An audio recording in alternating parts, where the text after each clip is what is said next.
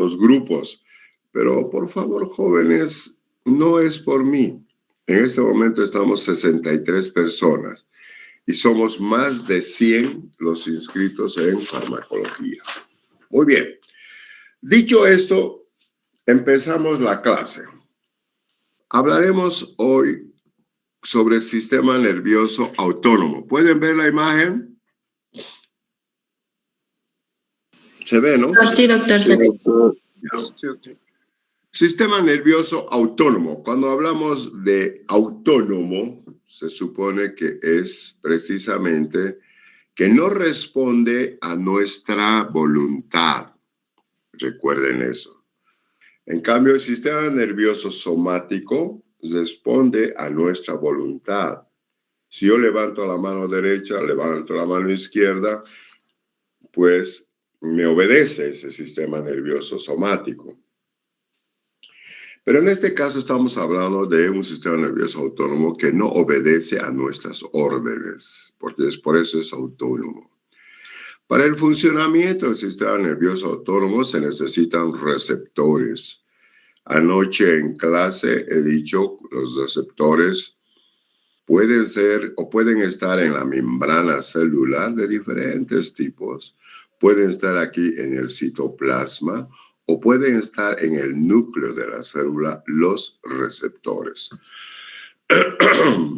Es así que el sistema nervioso autónomo trabaja también con receptores.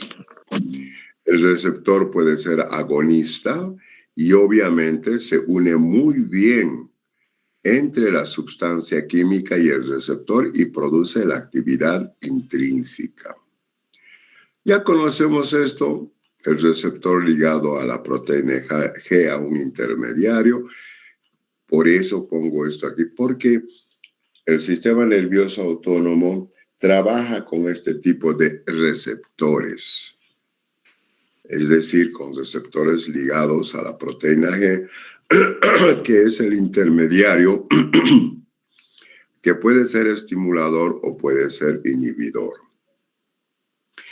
Fíjense aquí lo que dice, acoplados a la proteína G reguladora o intermediaria. Los receptores adrenérgicos beta 1, 2, 3.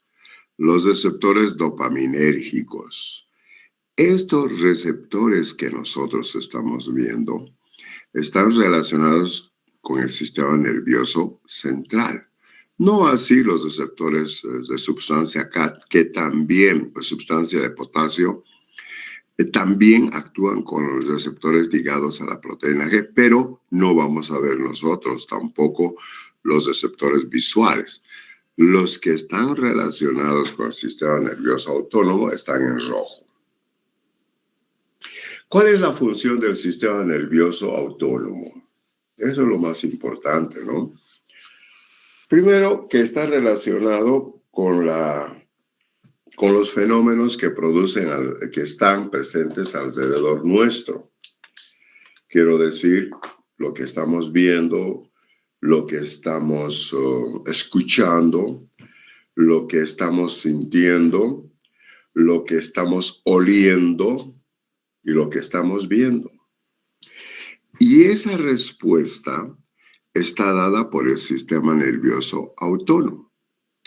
Por ejemplo, si nosotros salimos a la calle en este momento y hay una manifestación y pues los policías están utilizando gases, etcétera, para poder dispersar esa manifestación, ¿qué va a suceder? Nos vamos a escapar. Y para escapar se necesita pues un aumento de la frecuencia cardíaca y un aumento de la frecuencia respiratoria. Es decir, lo que nosotros pensamos o decimos, me he asustado. Uy, ese rato me ha asustado, mira, o le ha atropellado, etcétera, etcétera. Esa es la respuesta del sistema nervioso autónomo. Por lo tanto, este sistema no responde, reitero, a la voluntad, sino responde a los estímulos que nosotros vemos o sentimos en el área externa. Controla la tensión arterial, por supuesto, Cuando nosotros nos asustamos de algún evento que está afuera en la calle, pues va a aumentar nuestra presión arterial, aumenta las secreciones gastrointestinales, tenemos ganas de ir al baño, hay sudoración y un aumento de la función del músculo cardíaco y liso. El músculo cardíaco es estriado y el liso es de los vasos sanguíneos. Un ejemplo, en 3 a 5 segundos puede duplicar la frecuencia cardíaca. Yo salgo, golpean la puerta ahorita de mi casa o quieren, o sea, el golpeo, lo que golpea es tan fuerte que me asusta y mi frecuencia cardíaca se duplica en 3 a 5 segundos para ver quién está haciendo eso y aumenta la tensión arterial. Pero yo no estoy controlando eso. Yo no le digo al corazón que suba en su frecuencia cardíaca, sino es el sistema nervioso autónomo. ¿Cómo está formado el sistema nervioso autónomo? Por el sistema nervioso simpático y por el sistema nervioso parasimpático. Ambos tienen origen en el hipotálamo, en diferentes lugares, pero en el hipotálamo. Reitero, está formado el sistema nervioso autónomo por el sistema nervioso simpático, el sistema nervioso parasimpático. Recuerden esto, el sistema simpático es el acelerador, el que aumenta el kilometraje, o sea, la velocidad, y el parasimpático es el desacelerador, el que disminuye la aceleración. Si comparamos con un auto, el simpático acelera cuando estoy, bueno, en una carretera limpia, pero sucede que aparece un camión, entonces desacelero rápidamente. Quien interviene es el parasimpático. Ahí está una configuración donde están estos sistemas simpático y parasimpático que controlan las emociones, controlan las respuestas a los estímulos externos. Como ustedes pueden ver aquí está el cerebro y el cordón espinal. Aquí arriba dice Brainstem, donde se encuentra el sistema parasimpático. Y abajo va a estar el sistema parasimpático, casi al terminar la médula espinal. En cambio, el simpático se encuentra en la mitad, acá, en la médula espinal. Parasimpático, ¿qué dice aquí? Simpático, el cordón espinal. Y en el brain, aquí está, el parasimpático, aquí. Todos estos dos sistemas trabajan por una vía de entrada que estimula y una vía de salida que responde al estímulo. Ya les he dicho, si hay una manifestación en la calle, yo escapo. O sea, la manifestación para mí es un estímulo de riesgo, porque me puede llegar, no sé, un botellazo, un gas, lo que fuera. Esa es para mí la estimulación sensorial aferente. Y la respuesta es la vía eferente. La respuesta motora, en este caso, más que todo, una respuesta del sistema cardiovascular que va a permitir que yo me escape de ese lugar. Y los músculos también van a actuar en consecuencia, aumentando el consumo de glucosa. Entonces, hay una vía de entrada y una vía de salida. La vía de entrada es lo que te impresiona. Si has visto una persona caída, sangrando ahí, te impresiona. Y la vía de respuesta será levantarle o preguntarle qué ha pasado. Pero tú ya estás con miedo, ¿no? Porque puede ser que haya sucedido algo grave. Entonces, ambos sistemas, el parasimpático y el simpático, funcionan de esta manera. Una vía de entrada y una vía de entrada y una respuesta de salida. Ahí está lo que decimos, el sistema nervioso autónomo está formado por el sistema nervioso simpático, el sistema nervioso parasimpático. Estos dos sistemas actúan sobre los órganos, sobre el corazón, por ejemplo. Lo que nos interesa a nosotros es sobre el corazón, sobre el sistema cardiovascular.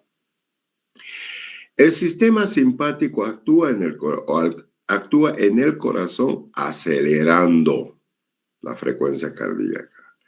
Y el sistema parasimpático, que también actúa sobre el corazón, actúa desacelerando. Por lo tanto, el simpático y parasimpático tienen acciones opuestas. La simpática, relacionada con la circulación y respiración, que es lo que nos interesa a nosotros, aumenta el gasto cardíaco, produce broncodilatación e inhibe las secreciones gastrointestinales. ¿Para qué nos sirve el simpático? Pues para preservación, ¿no?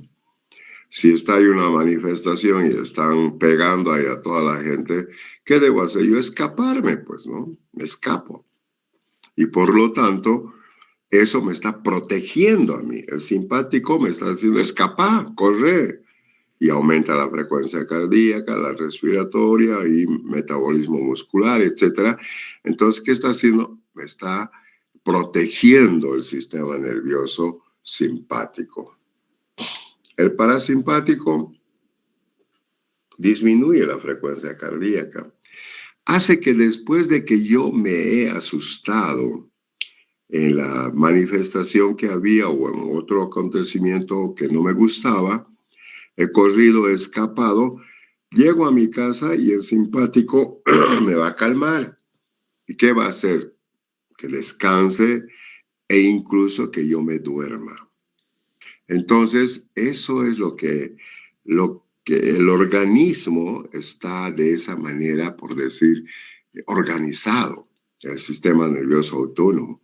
Uno es para escapar y el otro es para descansar después que pasó la crisis.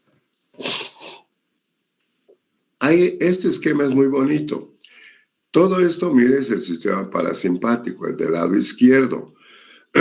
Y todo del lado derecho es el sistema simpático. Fíjense, el sistema simpático está en la médula espinal, acá en la región torácica y lumbar. En cambio, el parasimpático está en el tronco cerebral, Brian, decía hace rato en el dibujito, eso, aquí y aquí, en la cola casi al final de la médula espinal. Entonces, el parasimpático es este, el parasimpático es este, y el simpático es este, ¿no? Entonces hay que diferenciar eso, la ubicación anatómica del sistema simpático y del parasimpático. Ya nosotros podemos observar en este cuadrito que el sistema parasimpático del lado izquierdo contrae la pupila, por ejemplo. El sistema simpático del lado derecho hace lo opuesto, dilata la pupila. El miedo hace que dilate la pupila. Lo más importante, reduce en el lado izquierdo del parasimpático, disminuye la frecuencia cardíaca. Como pueden ver acá, reduce el latido cardíaco, el corazoncito, aquí el dibujito. Y el simpático acelera el impulso cardíaco. Entonces, el lado derecho simpático acelera las funciones de los órganos que son manejados por el sistema simpático y parasimpático, y los órganos del lado izquierdo, que son los mismos, son desacelerados en su función como órgano por el sistema parasimpático.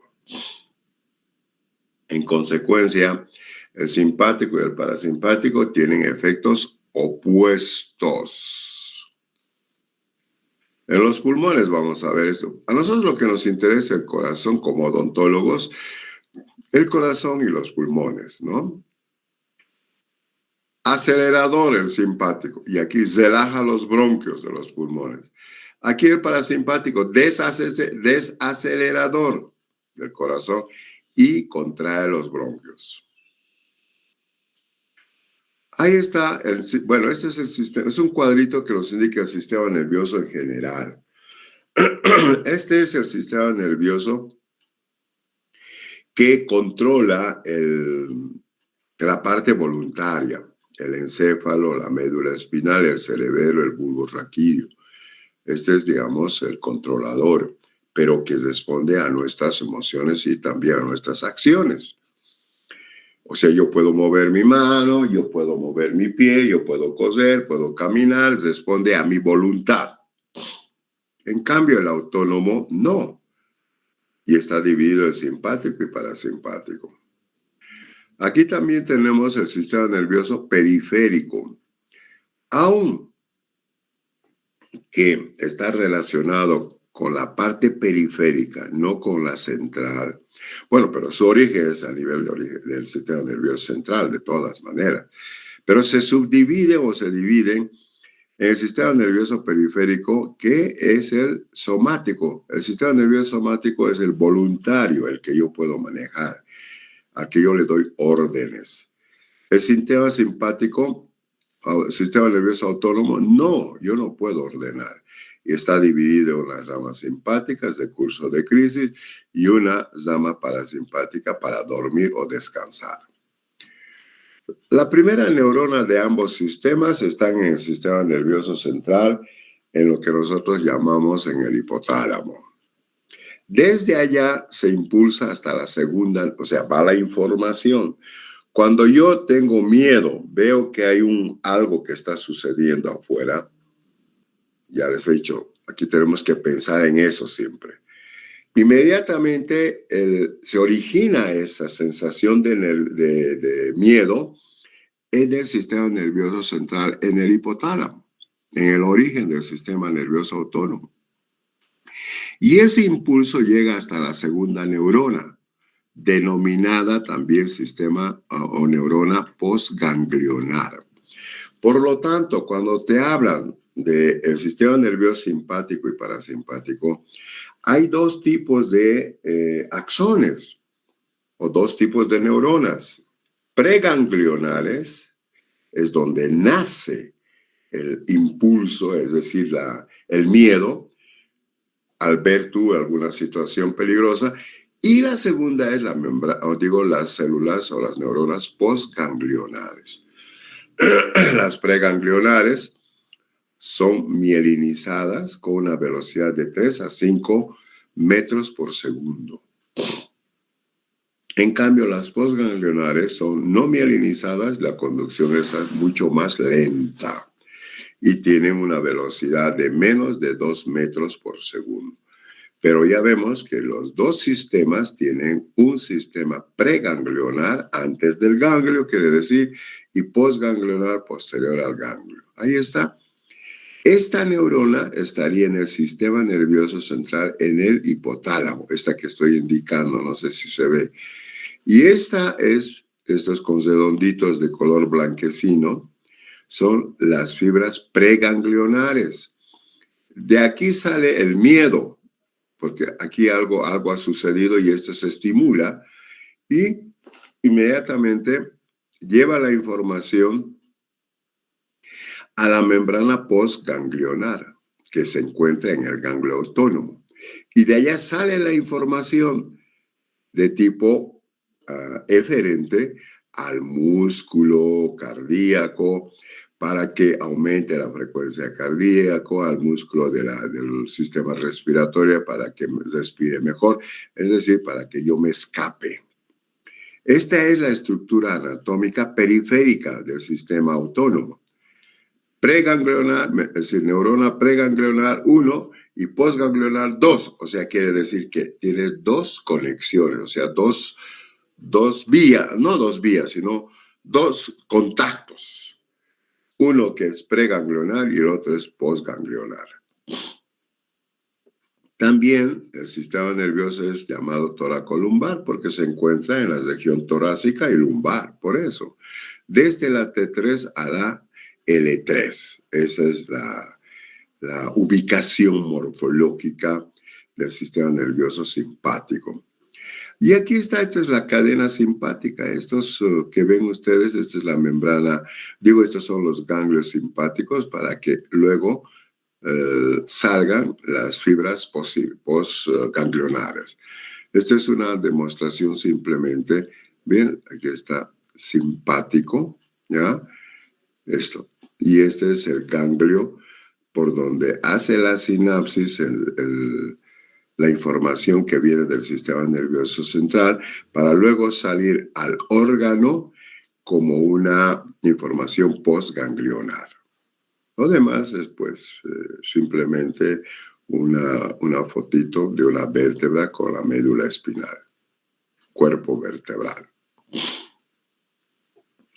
El sistema nervioso parasimpático también tiene sus fibras preganglionares. ¿Y dónde se ubica? En esto. En el tercer par craneal, en el séptimo par craneal, en el noveno par craneal, en el vago. Perdón. De estos 4 pares craneales que estoy mencionando, que están relacionadas con el sistema nervioso parasimpático, el que domina es el vago. El 75% de las funciones cardiorrespiratorias están dadas por el vago en el corazón y en el pulmón. Y en la región sacra, que también es parte del parasimpático, segundo, tercero y cuarto segmentos medulares van a estar relacionadas con el control de la vía urinaria. Cuando uno tiene ganas de orinar, siente que quiere ir al baño, es el sistema nervioso autónomo el que le está mencionando, le está indicando, ¿no? En cambio, el sistema nervioso simpático pasan directamente a los órganos inervados. Bueno, ya, pero igual tiene fibras pre- y postganglionares. La segunda neurona postganglionares son más cortas que las parasimpáticas, eso te quiere decir. Y se encuentran en el mismo órgano al que inerva tanto el parasimpático como el simpático. Solamente que sus funciones son opuestas. Uno acelera, este acelera y este desacelera. Estoy hablando del sistema cardiorrespiratorio. El simpático obedece a algún peligro. Detiene la digestión, porque no tengo, si me ha asustado y me dicen ahora vas a almorzar o cenar, bueno, digo no tengo ganas, con ese miedo de lo que ha pasado con ese problema, no tengo ganas ni de comer, ¿no? La sangre transita a los músculos rápidamente, las pupilas se dilatan en el simpático con el miedo. Hay mayor cantidad de azúcar en la sangre. ¿Para qué? Para que sea consumida por los músculos.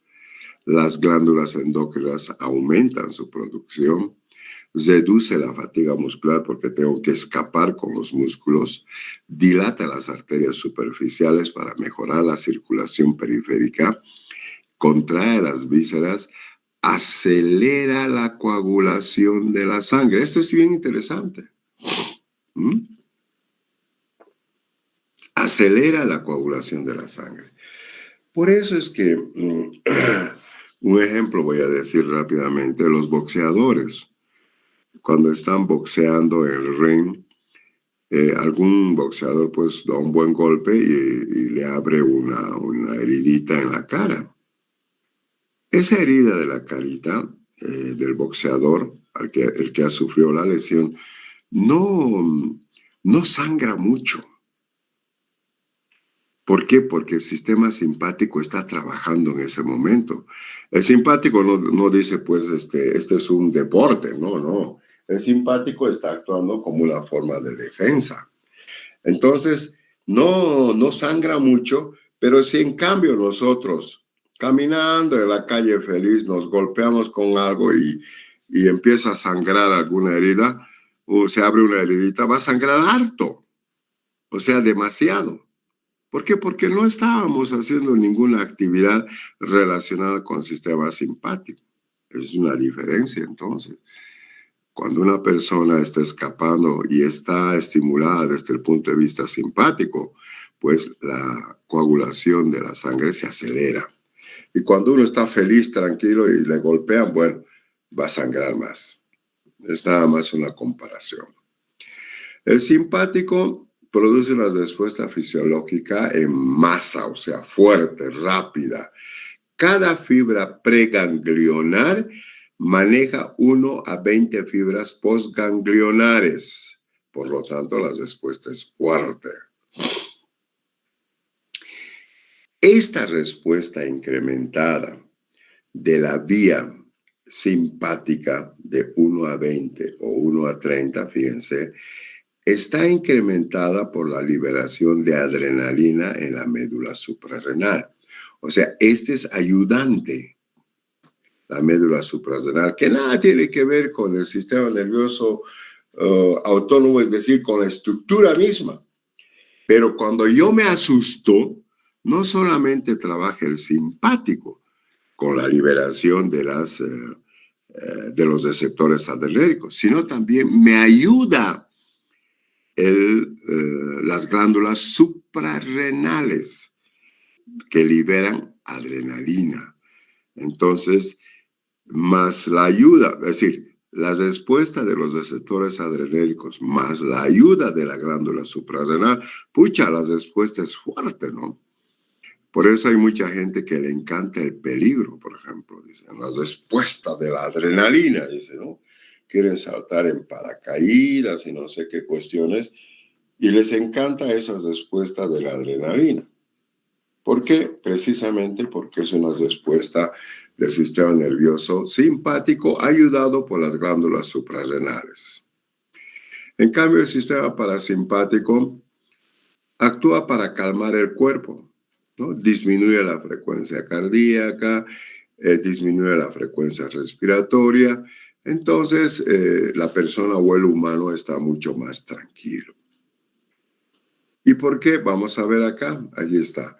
El sistema nervioso parasimpático, la relación de la fibra pre y postgangliona es 1,1 o 1,3. Quiere decir que una fibra parasimpática actúa sobre otra fibra, máximo sobre 3 fibras postganglionares.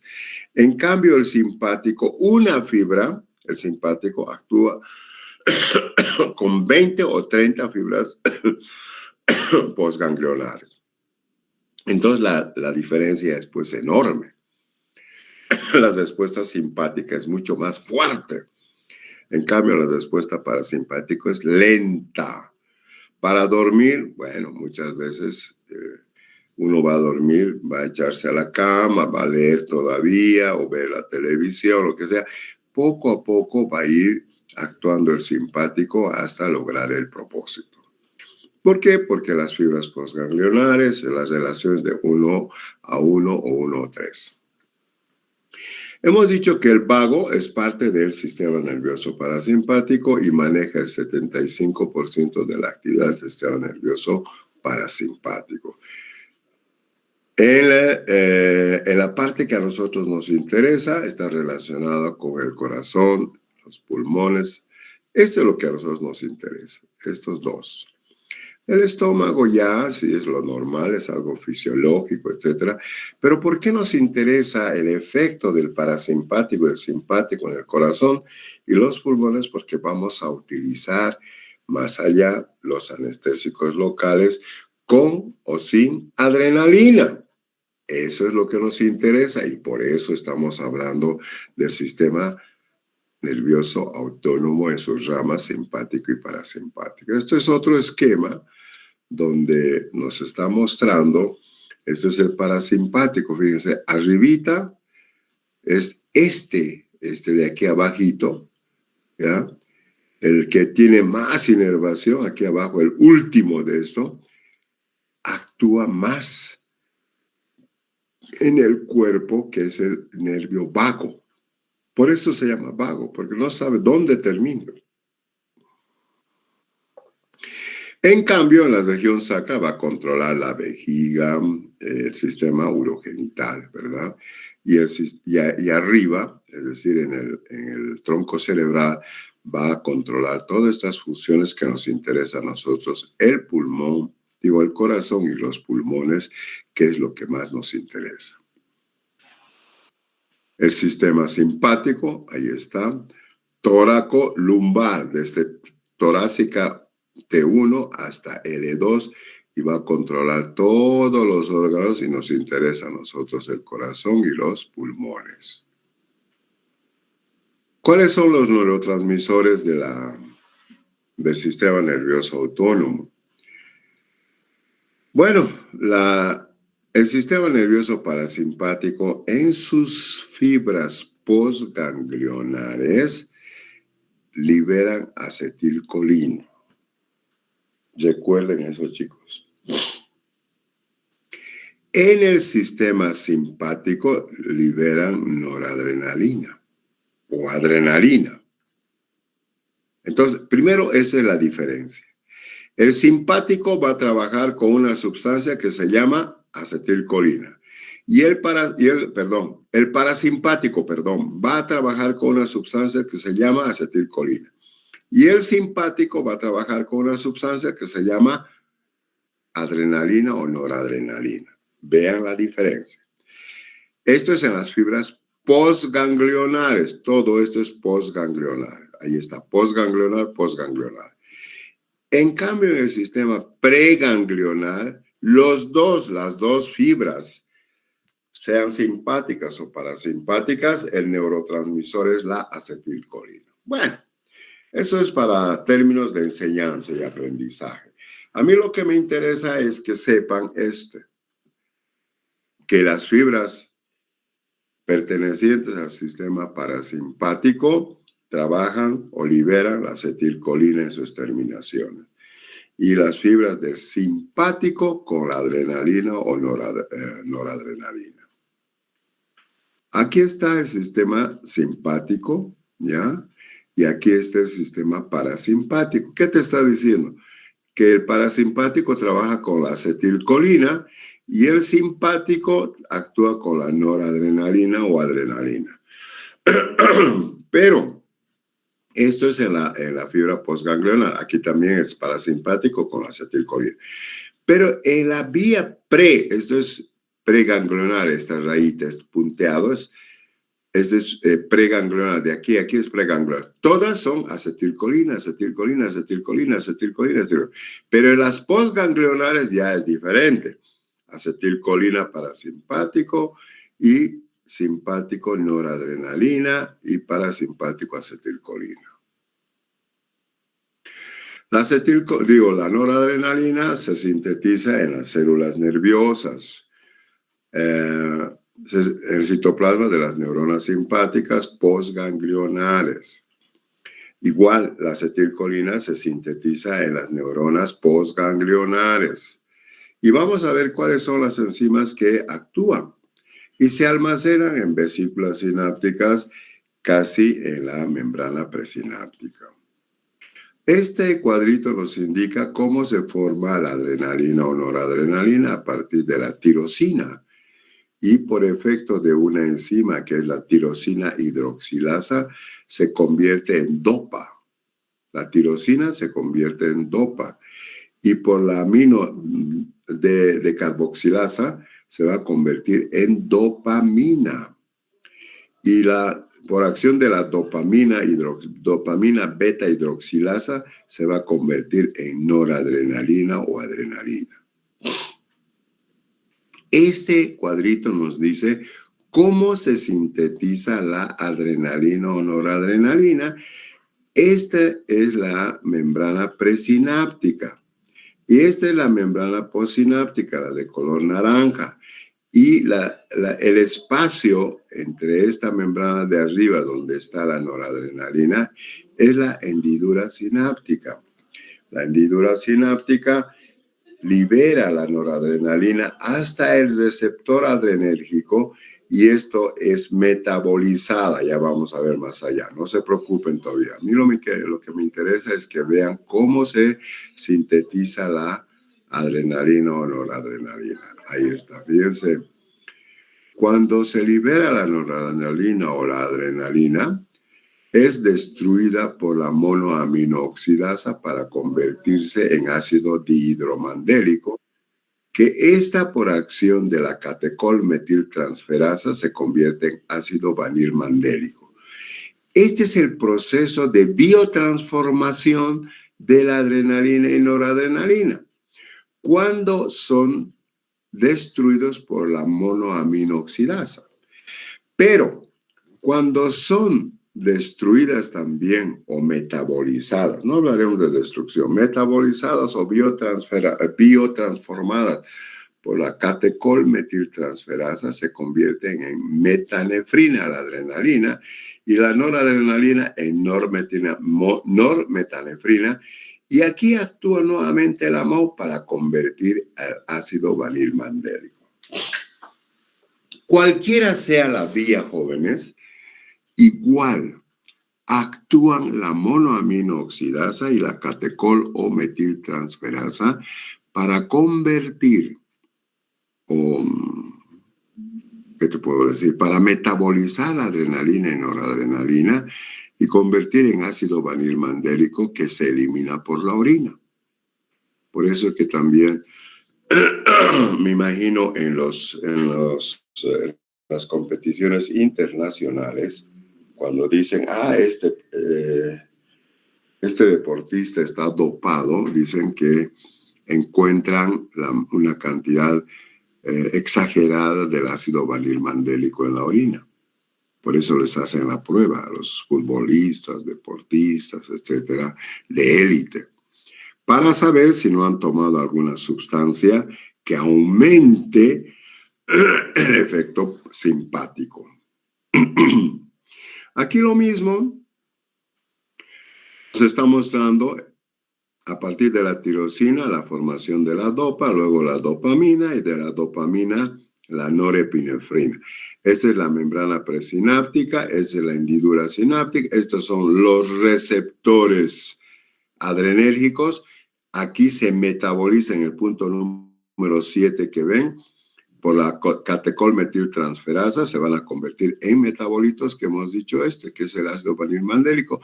Pero una buena parte, aquí donde dice el número 9, se absorbe, se utiliza nuevamente, ingresa a la célula nerviosa. ¿Para qué? Para ser reutilizado nuevamente a nivel de la membrana presináptica. Este número 9 que ustedes ven aquí y todo lo negrito que continúa es la membrana presináptica. Y en el número 7 y toda esa rayita negra de abajo es la membrana postsináptica. Y donde la membrana postsináptica tiene los receptores y la membrana presináptica libera pues la adrenalina o noradrenalina. Recuerden eso. Y el espacio entre el 8 y el 6, todo este espacio es la hendidura sináptica. Ahí está la recaptación. Esta es la recaptación, el número 9, ¿no? Más o menos se estima un 80% y por lo tanto solamente se utiliza un 20%. Pero esa recaptación de la noradrenalina es un 80%. Se estima que constituye una fuente de noradrenalina para ser nuevamente reutilizada.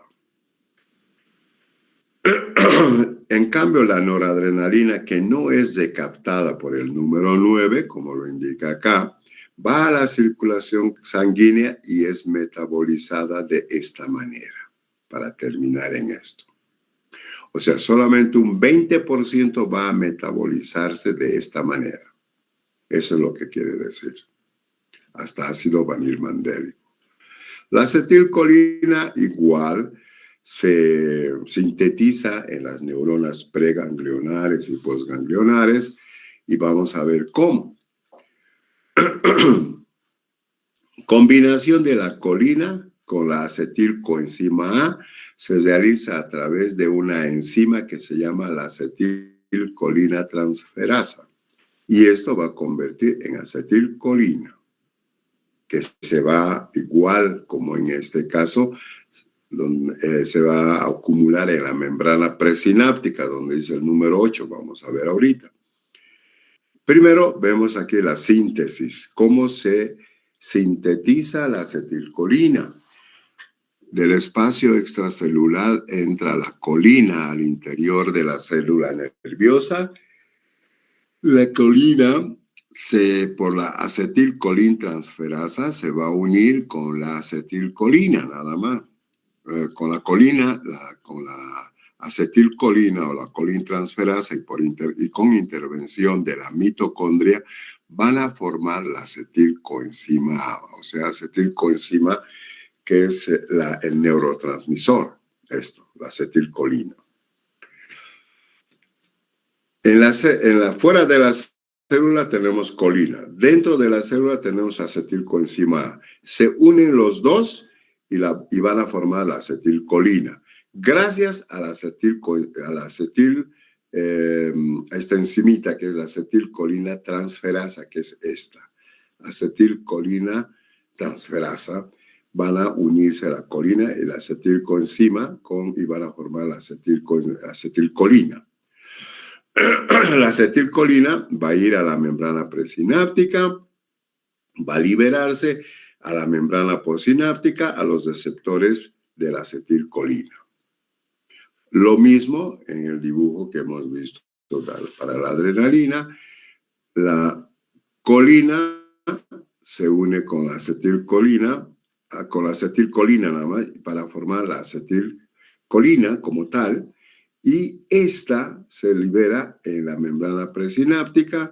Van a trabajar sobre los receptores donde dice R, ahí están los receptores de la acetilcolina y van a actuar, y algunos, el número 5, nuevamente como en el caso anterior de la adrenalina, es recaptada en el número 5 para nuevamente ser reutilizado.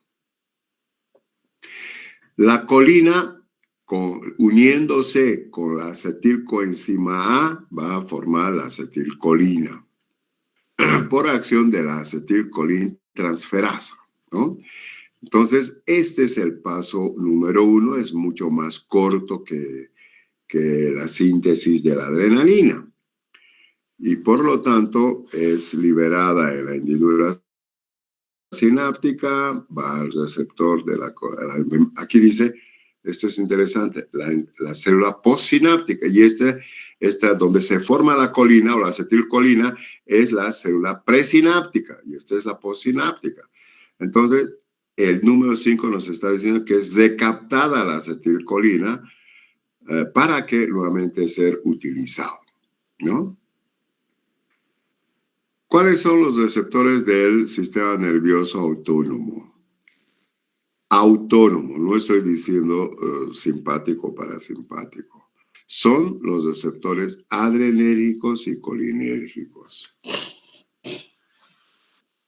Los adrenérgicos están en relación con el sistema nervioso simpático. Los colinérgicos van a estar relacionados con el sistema parasimpático. Tanto los adrenérgicos y colinérgicos se encuentran localizadas en la membrana presináptica, que son liberadas el neurotransmisor a la hendidura sináptica y actúan en la membrana postsináptica, donde se encuentran los receptores adrenérgicos y colinérgicos. Obviamente, el receptor colinérgico tiene afinidad por la acetilcolina. Obviamente que el receptor adrenérgico tiene afinidad con la adrenalina, pues, por supuesto, ¿no? Estos son los receptores adrenérgicos. Nosotros vamos a ver hasta acá, porque esto ya no nos interesa, porque ya son pequeños receptores que no tienen mucho que ver. Pero sí lo que nos interesa para nuestro estudio de respuesta del sistema cardiovascular y respiratorio, los receptores adrenérgicos alfa y beta. Dentro del alfa, el alfa 1, el alfa 2, y dentro de los receptores beta, el beta 1 y el beta 2. Eso es lo que nos interesa. ¿Cuáles son los receptores alfa-adrenérgicos tipo alfa 1? Esto, escúcheme, esto es importante, jóvenes. Piensen un poquito. Estamos hablando de los receptores alfa. Y el alfa tiene 1 y tiene 2. Caramba. Entonces, aquí dice el alfa 1 es un receptor postsináptico. Postsináptico. A ver, acuérdense que es postsináptico, que actúa sobre la membrana postsináptica. Y se encuentra en el músculo liso vascular. Músculo liso de las arterias, se está diciendo. Eso, a mí lo que me interesa es esto. Es esto. No me interesa del iris, el uréter, el pilomotor, útero, no me interesa. Sobre este músculo liso vascular hace esto. Por lo tanto, si las arterias se van a sufrir un fenómeno de constricción, ¿qué va a suceder? A ver quién me responde.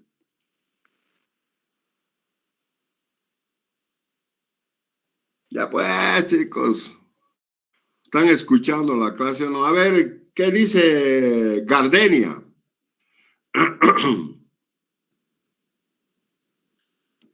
Doctor. ¿Qué dices tú que cuando actúa el receptor alfa-adrenérgico tipo 1, actúa sobre el músculo liso de las arterias y produce vasoconstricción? ¿Qué sucede, Gardenia? ¿Qué crees que sucede? Que las arterias se contraen. Sí, pero ¿qué sucede? ¿Cuál va a ser la manifestación clínica? No va a haber una correcta circulación. Aumento de la presión. Aumento de la presión arterial. Eso, no se olviden. Entonces, cuando la adrenalina a través del sistema simpático actúa con el receptor alfa 1 adrenérgico, va a producir hipertensión arterial o aumento de la presión arterial. A ver, vamos a ver. A ver, Diego Tenorio.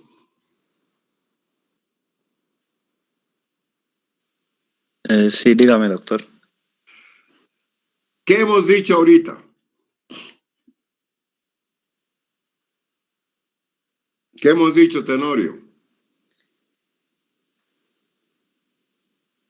A ver, repítale, Gardenia. Existe el aumento de la presión arterial. Que cuando el receptor adrenérgico actúa con alfa 1 sobre el músculo liso vascular, produce vasoconstricción y al producirse la vasoconstricción aumenta la presión arterial. Esto es lo que a mí me interesa. Ahí dice, un fármaco agonista alfa 1, vean el cuadro. Como la adrenalina o noradrenalina tiene un efecto predominantemente vasoconstrictor arterial, aumentando la presión arterial. ¿Por qué quiero que recuerden esto, chicos? Porque cuando ustedes utilicen un anestésico con adrenalina y el paciente es hipertenso, no le pueden dar, pues, jóvenes. La van a matar porque va a aumentar más su presión arterial. ¿Me entiendes, Diego Tenorio, o no? Sí, doctor. Ya sabes que entonces que el alfa 1 aumenta la presión arterial por vasoconstricción. Pero si fuera vasodilatación, ¿qué sería, Tenorio? Vasodilatación. O sea, lo contrario. Porque lo contrario va a producir el parasimpático. Vasodilatación. Entonces, ¿qué hace? Baja la presión. ¿Has entendido, Gardenia? Sí, doctor. En vasoconstricción aumenta la presión arterial. En vasodilatación disminuye la presión arterial, jóvenes. Recuerden eso. ¿Ha entendido Erlinda? Sí, doctor. Bueno. ¿Y Esther Maraza? Sí, doctor. Bueno, ojalá no nos olvidemos eso porque esto tenemos que preparar para la próxima semana. Entonces, cuando actúa la adrenalina o noradrenalina sobre el receptor alfa-1, va a producir vasoconstricción, aumentando la presión arterial. El alfa-1 también actúa sobre el corazón, produciendo una acción, un aumento de la fuerza de contracción muscular. Esto ya no nos interesa ya. Las glándulas sudoríparas aumentan su secreción, es decir, sentimos de que estamos transpirando sin necesidad por el miedo. Pero a mí lo que me interesa es esto, porque vamos a trabajar nosotros con esos medicamentos para el uso en nuestros pacientes y tenemos que tener cuidado. Eso es lo que me interesa. Alfa-1, ¿cuáles son los agonistas? Noradrenalina, adrenalina, dopamina, isoproterenol. Ya.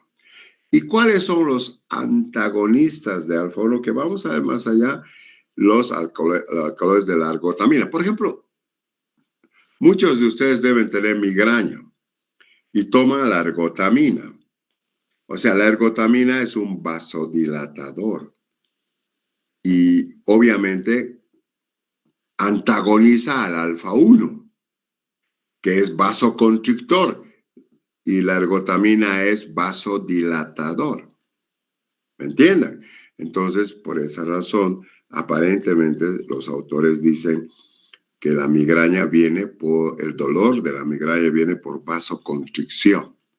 Entonces hay que dar la ergotamina para que sufra o para que se produzca una vasodilatación. Entonces, agonista y antagonista. Es solamente le estoy dando como ejemplo.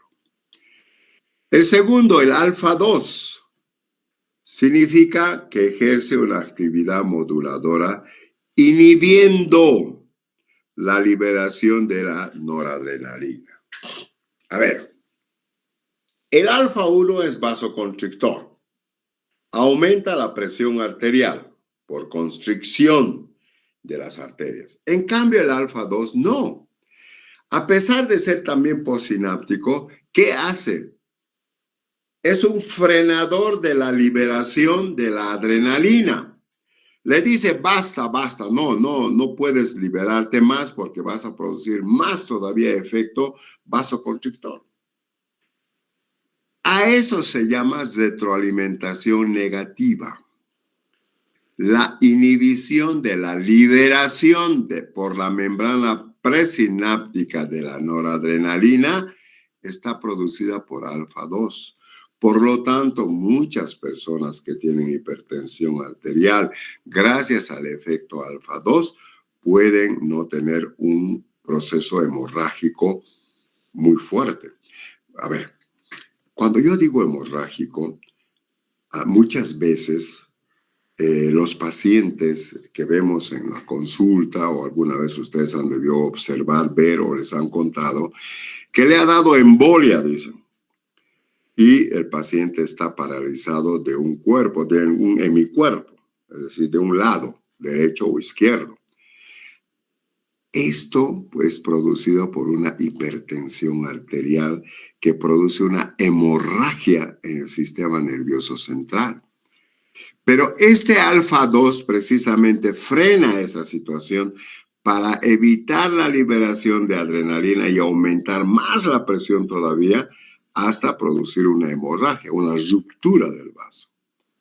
Entonces, un retroalimentador negativo que controla al alfa-1. Espero que me hayan entendido. Pero también el alfa-2 no actúa siempre en el postsináptico, sino solamente en el presináptico. Cuando decimos que actúa en el presináptico, quiere decir que esa sustancia química se libera a la corriente sanguínea, no actúa sobre otra neurona. ¿Y qué hace el receptor presináptico alfa-2? Favorece la agregación de las plaquetas en la sangre. Por esa razón el boxeador, que dijimos hace ratito, sangra poco, porque el alfa-2 en su liberación presináptica que va directo a la sangre, favorece la acción de las plaquetas que ayudan a la coagulación de sangre. Ya, lo demás, algunos músculos lisos vasculares también pueden producir contracción, pero eso no nos interesa. En los lipocitos tampoco nos interesa porque, engorda el paciente. Por esa razón el uso de los corticoides engorda. Pero a mí lo que me interesa es eso, que el alfa-2, puede ser postsináptico y presináptico. Postsináptico es un retroalimentador negativo controlando la liberación de adrenalina por alfa-1. Y el presináptico significa un aumento de la agregación plaquetaria. Nada más, no me interesa más nada. ¿Cuáles son los agonistas antagonistas del alfa-2? La adrenalina, noradrenalina, clonidina, fenilefrina, son los mismos. Y los antagonistas que van a favorecer a la acción, van a contrarrestar la acción de alfa-2, la yohimbina, fentolamina, fenoxabenzatina, la betalol, que no lo vamos a utilizar mucho nosotros. La clonidina es la más importante como agonista alfa-2, administrada por vía sistémica y tiene efectos a nivel periférico y central. Pero nosotros no vamos a utilizar la clonidina. Lo que vamos a utilizar es la adrenalina y noradrenalina. Eso es lo que tenemos que pensar. ¿Por qué? Porque los medicamentos en el futuro, toda nuestra vida como profesionales de odontología, vamos a utilizar estos medicamentos. Esto para mostrarles lo que es una sinapsis. Fíjense en el dibujito del lado derecho, el color naranja. Todos estos redonditos que están acumulados aquí son los reservorios de los neurotransmisores que se abren para ir a la membrana postsináptica liberando los neurotransmisores. Y ese donde dice sinapsis o espacio sináptico también se llama hendidura sináptica. Entonces, una sinapsis está formado por la membrana presináptica, que es la primera, por la membrana postsináptica, la segunda, donde están los receptores, donde llegan los neurotransmisores. Caray, no sé si mi puntero llega, lamentablemente. El neurotransmisor, aquí dice, aquí abajito a la derecha, llega al receptor de la membrana postsináptica. ¿Y de dónde se está liberando? De los depósitos de los neurotransmisores que se encuentran en la membrana presináptica. Esto es igual, la hendidura sináptica, canales. Bueno, eso ya no nos interesa. Aquí está la membrana presináptica en el lado izquierdo, mejor dicho, el color azul, el acúmulo de los neurotransmisores liberando a los receptores en la membrana postsináptica.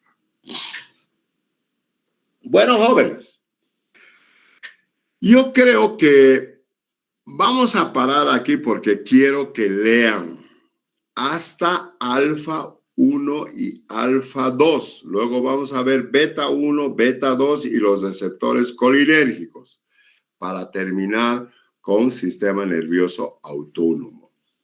Hoy es sábado. Mañana, domingo, lunes, martes no tenemos clases. El miércoles vamos a continuar con receptores beta 1. No quiero avanzar mucho porque ya les he dicho, por favor, lean un poquito para ubicarse en tiempo y espacio. ¿Alguna pregunta? ¿O quieren que sigamos avanzando? Doctor, disculpe una consulta. Para el día jueves tenemos que exponer del sistema nervioso autónomo, ¿verdad? ¿Sigue en pie eso? Exactamente, sí, exactamente. Por eso el miércoles voy a terminar. Ustedes ya deben estar, todo este feriado ya deben estar avanzando su presentación para que el día jueves tengamos la presentación del sistema nervioso autónomo. ¿Existe alguna pregunta respecto al tema? En este momento somos 68 participantes en la plataforma. O sea, nos faltan más de otros 68, otros 60. Y esos son los que nos hacen quedar mal porque no saben nada, ¿no? Y no voy a estar llamando yo lista, oye, no somos pues niños de primaria, ¿no? Además me canso en llamar a la lista. ¿Alguna pregunta, jóvenes? Bien, cuídense, preparen el tema, el grupo correspondiente para el día jueves y el día viernes también, los que he pasado clases de práctica el día de ayer.